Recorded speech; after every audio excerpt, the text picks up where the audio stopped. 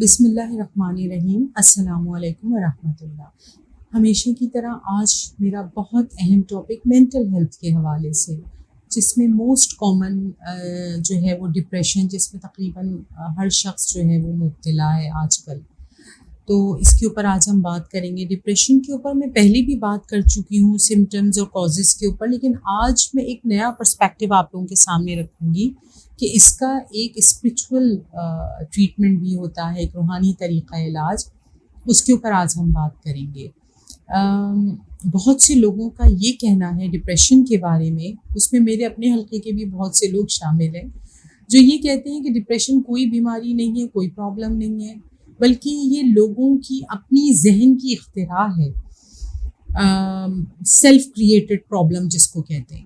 تو ظاہر ہے کہ وہ اگر کہیں جانے کا دل نہیں چاہ رہا یا کسی کام کو کرنے کا دل نہیں چاہ رہا تو کہہ دو ڈپریشن ہے، کون سا نظر آ رہا ہے؟ تو میں ان کو یہ بتانا چاہتی ہوں کہ چاہے نظر آئے یا نہ آئے، یہ ایک اندرونی کیفیت ہوتی ہے۔ ظاہر ہے کہ یہ کوئی انسان اپنی خوشی سے ذہنی دباؤ میں مبتلا نہیں رہنا چاہتا، اداس نہیں رہنا چاہتا۔ وہ اگر ایسا محسوس کر رہا ہے تو اس کی طبیعت میں یہ چیز ظاہر ہوتی ہے۔ سائیکلوجیکلی پروون ہے یہ مینٹل النس، اور اس کے بہت واضح سمٹمز ہوتے ہیں جس سے پتہ لگایا جا سکتا ہے کہ کوئی بھی انسان اس میں مبتلا ہے یا نہیں۔ اب ہم بات کرتے ہیں اس اسپریچول ٹریٹمنٹ کے بارے میں۔ دیکھیے، اگر ہم یہ دیکھیں کہ یہ بیماری آج کل کے حالات اتنے خراب ہو گئے، اس کی وجہ سے ہونے لگی ہے، لوگوں میں ڈپریشن زیادہ ہونے لگا ہے، ایسی بات نہیں ہے۔ ہمارے انبیاء کرام کو بھی ڈپریشن ہوتا تھا، وہ بھی ذہنی دباؤ میں مبتلا ہوتے تھے، کیونکہ وہ اللہ کے نبی اور اللہ کے رسول بعد میں اللہ کے بندے پہلے تھے۔ تو نبی کریم صلی اللہ علیہ وسلم کی اگر ہم مثال لیں، ان کی زندگی میں ایسی بہت ساری ایپیسوڈز آئیں جب وہ ایک ذہنی دباؤ میں مبتلا ہوئے، اداس ہونے لگے اور غمگین رہنے لگے۔ وہ کون کون سی ایپیسوڈز تھیں؟ ایک سال ایسا آیا تھا جس میں ان کے چچا ابو طالب اور ان کی جو اہلیہ تھی حضرت خدیجۃ الکبریٰ رضی اللہ تعالیٰ عنہ، ان دونوں کا وصال آگے پیچھے ہو گیا تھا ایک ہی سال میں، چند مہینوں کے فرق سے۔ وہ سال ان کے لیے بہت زیادہ اداسی کا سال تھا، اس میں وہ بہت غمگین رہنے لگے تھے، بہت زیادہ ذہنی دباؤ کا شکار ہو گئے تھے، کیونکہ یہ وہ دو شخصیات تھیں جس سے وہ بے پناہ محبت کرتے تھے، ایک ان کی زوجہ اور ایک ان کی جو تھی وہ ان کے چچا ابو طالب۔ ان دونوں سے وہ بہت پیار کرتے تھے، اور ان دونوں کا ان کی زندگی سے چلے جانا جو تھا ان کو ایک شدید افسردگی کی کیفیت میں لے گیا۔ پھر دوسری ایپیسوڈ ان کی زندگی میں یہ آئی کہ ایک وحی کا سلسلہ رک گیا۔ 3 سال کا وہ دور تھا جس کو دور فطرت کہتے ہیں، جس میں نبی کریم صلی اللہ علیہ وسلم پر کوئی وحی نہیں آئی۔ تو ظاہر ہے وہ جو مشرکین مکہ تھے، انہوں نے طرح طرح کی باتیں ان کے بارے میں کہنی شروع کر دی کہ آپ کا اللہ نعوذ باللہ آپ سے خفا ہو گیا، آپ سے ناراض ہو گیا ہے، اور اسی لیے وہ آپ کے لیے کوئی وحی نہیں بھیج رہا۔ تو آپ سوچیں کہ اللہ کے رسول جو کہ اللہ کے پیارے حبیب، اللہ کے اتنے پسندیدہ بندے ہیں، تو سوچیں کہ کبھی ایسا ہو سکتا ہے کہ اللہ ان سے ناراض ہو جائے، لیکن ان کو بھی وہم آنے لگے کہ کیا واقعی ایسا ہو گیا ہے کہ اللہ مجھ سے ناراض ہو گیا ہے اور اس لیے میرے لیے وحی نہیں آ رہی۔ اس وقت تو کوئی میڈیسنس نہیں ہوتی تھیں، کوئی سائیکیٹرسٹ نہیں ہوتے تھے، تو کیا ایسی چیز تھی جس نے ان کو اس ذہنی دباؤ سے اور اس کیفیت سے باہر نکالا؟ یقیناً قرآن پاک کی ایسی صورتیں تھیں جن کا نزول ہوا اور اس کے بعد وہ اس ذہنی کیفیت سے باہر آنا شروع ہوئے۔ وہ اگر ہم سورہ ضحیٰ کا ترجمہ پڑھیں، سورہ انشراح کا ترجمہ اور تفسیر پڑھیں، تو اس میں اللہ تعالیٰ نے انسان کے لیے بڑی موٹیویشن رکھی ہے۔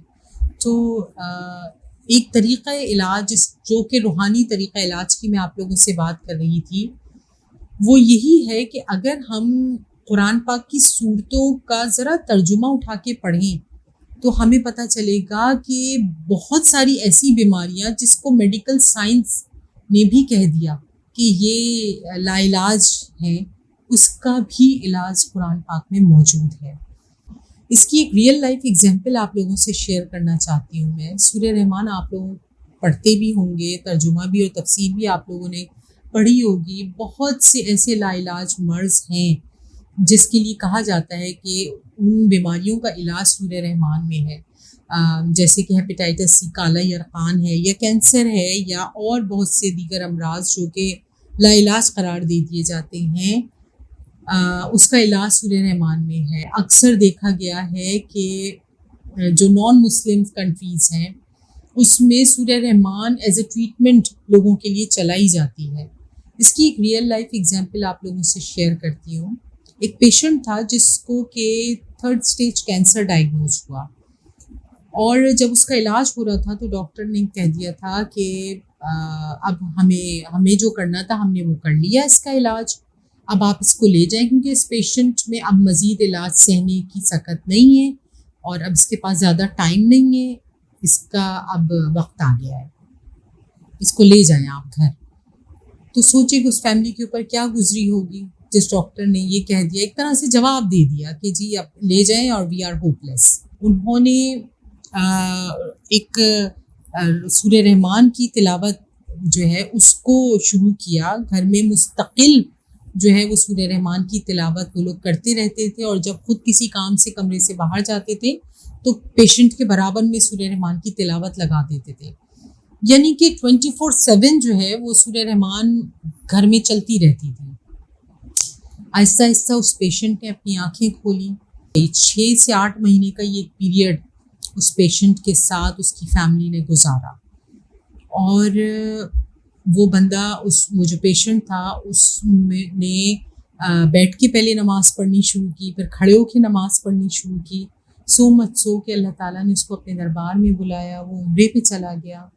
وہاں سے واپس آ کے وہ اس ڈاکٹر کے پاس ٹریٹمنٹ کے لیے جب ڈاکٹر کے پاس گیا چیک اپ کے لیے، تو جیسے ہی اس ڈاکٹر کے کمرے میں انٹر ہوا تو ڈاکٹر اس کو دیکھ کے، جس نے یہ کہا تھا کہ وی آر ہوپ لیس، آپ لے جائیں اس کا وقت آ گیا ہے، وہ اس پیشنٹ کو دیکھ کے اپنی چیئر سے کھڑا ہو گیا، اور اس نے جو ایک اسپونٹینیس رپلائی ہوتا ہے، ایک بے ساختہ جو جملہ اس کے منہ سے نکلا اس پیشنٹ کو دیکھ کے، وہ تھا آپ ہیں، مطلب کہ آپ، میرے خیال میں تو آپ کو مر جانا چاہیے تھا، آپ ابھی تک زندہ ہیں۔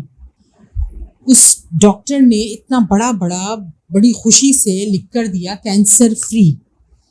تو یہ بہت بڑی بات تھی، اور آپ لوگوں سے آج شیئر کرنے کا پرپس صرف یہ ہے کہ جب نا امیدی اس حد تک بڑھ جائے کسی مرض کو لے کے، خاص طور پر، یا کسی کیفیت کو لے کے، چاہے وہ ذہنی کیفیت ہو چاہے جسمانی کیفیت ہو، اگر آپ کی وہ چیز بڑھ گئی ہے اور ایک مستقل شکل اختیار کر گئی ہے، تو آپ لوگوں کو ضرورت ہے کہ آپ لوگ اس کتاب سے رجوع کریں۔ تمام علاج کر کے دیکھ لیے نا، یہ علاج بھی کر کے دیکھیں، ہر مرض کی شفا اس کتاب میں موجود ہے۔